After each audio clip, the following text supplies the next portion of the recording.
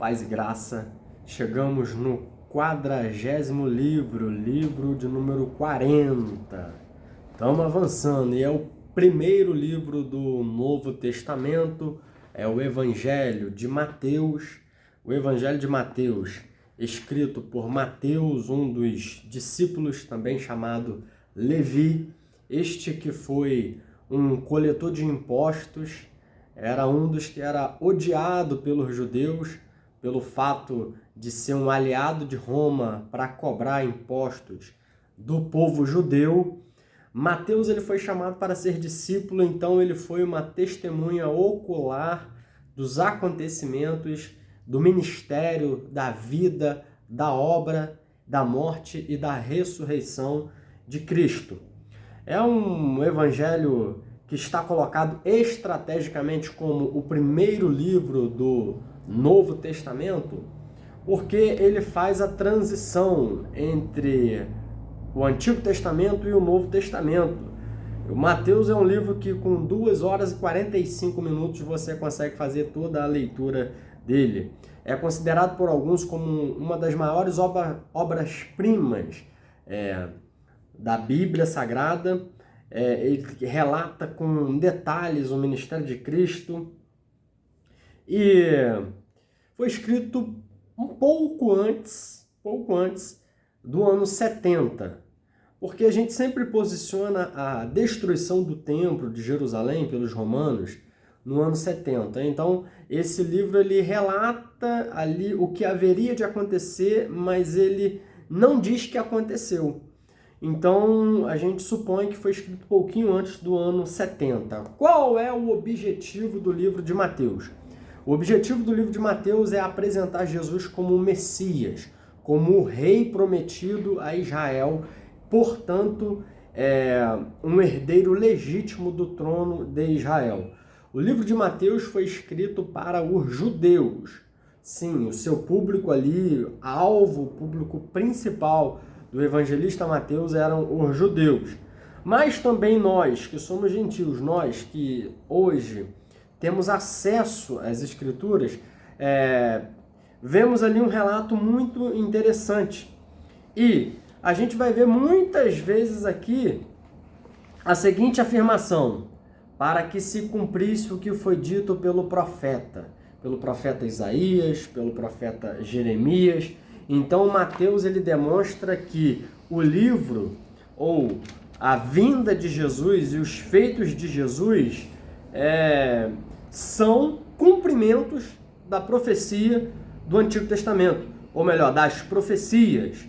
O livro ele começa com uma genealogia que vai até Abraão, mostrando Abraão como pai da fé, mostrando Abraão como aquele que Deus chamou para dele fazer um povo. E também vai até Davi, mostrando que ele é descendente de Davi. Por isso que o termo Jesus, filho de Davi, é uma expressão muito usada, porque mostra que ele era herdeiro legítimo do trono de Israel. E a gente observa aqui já no início, no capítulo 2, a visita dos magos vindos do Oriente para ver aonde estava o recém-nascido rei dos judeus.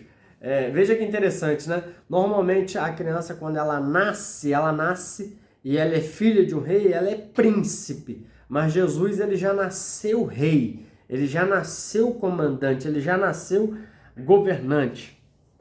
E o livro ele tem um desenrolar assim muito interessante. A gente quando começa a ler parece que consegue imaginar as cenas. É um livro assim, é um relato muito ilustrativo. E vai ter esse cenário, vai ter esse contexto onde os judeus ali que estão ali. Então, ele vai falar muito a respeito da lei, da aplicação da lei. Ele vai falar sobre o Sermão do Monte, as bem-aventuranças. O livro de Mateus é um livro, assim, riquíssimo. E Jesus, ele vai fazer o seu ministério, vai cumprir o seu ministério aqui no livro de Mateus. A gente observa a chamada dos 12 apóstolos. Vou ler aqui rapidamente os 12 apóstolos eu creio que você já deve ter ouvido, mas lá em Mateus 10 está lá a relação dos 12 apóstolos. Simão, chamado Pedro, ou seja, o apóstolo Pedro, André, irmão de Pedro, Tiago, filho de Zebedeu, João, irmão de Tiago, o apóstolo João, Felipe, Bartolomeu, Tomé, Mateus o publicano, também chamado Levi, este que escreveu o livro, Tiago, filho de Alfeu, Judas, também chamado de Tadeu, ou seja, tinham 2 Judas, esse aqui é o do Tadeu. 11, Simão, o Zelote, e Judas, o Iscariote. Esse foi o time que Jesus montou para poder ali ajudar ele no seu ministério, na propagação do evangelho.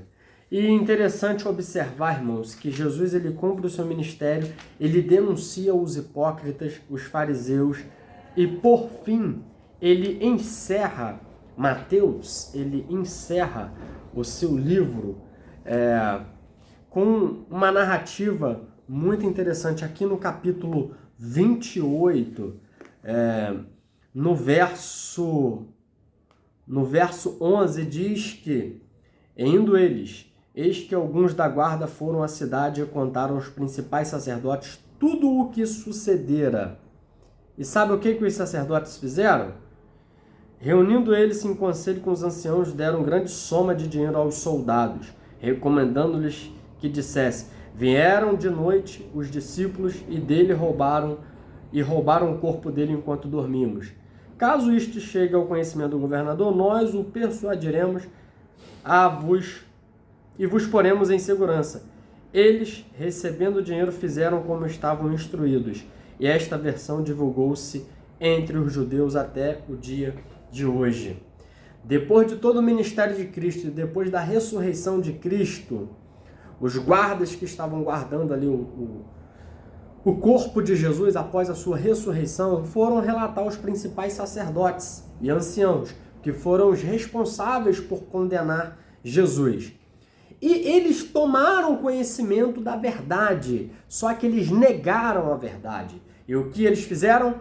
Deram dinheiro para os soldados divulgar a fake news de que os discípulos de Jesus haviam roubado o corpo dele. E esta notícia se divulgou até os dias de hoje, ou seja, até os dias em que Mateus escreveu o seu evangelho. O evangelho de Mateus apresenta Jesus como o rei dos judeus. Foi escrito principalmente para esse público, mas traz uma aplicação para nós hoje. E ele termina dando a comissão aos discípulos, dizendo: ide, portanto, fazei discípulos de todas as nações, batizando em nome do Pai, do Filho e do Espírito Santo, ensinando a guardar todas as coisas que vos tenho ordenado, e eis que estou convosco até a consumação dos séculos. Jesus ele termina as últimas palavras no Evangelho de Mateus, dando a ordem para os discípulos fazer discípulos, ensinando, batizando, ensinando a guardar todas as coisas. E ele faz uma das maiores promessas que nós poderíamos ter na nossa vida, que é a promessa de estar conosco todos os dias até a consumação dos séculos. Que este Jesus possa estar contigo até a consumação dos séculos. Deus vos abençoe e até a próxima.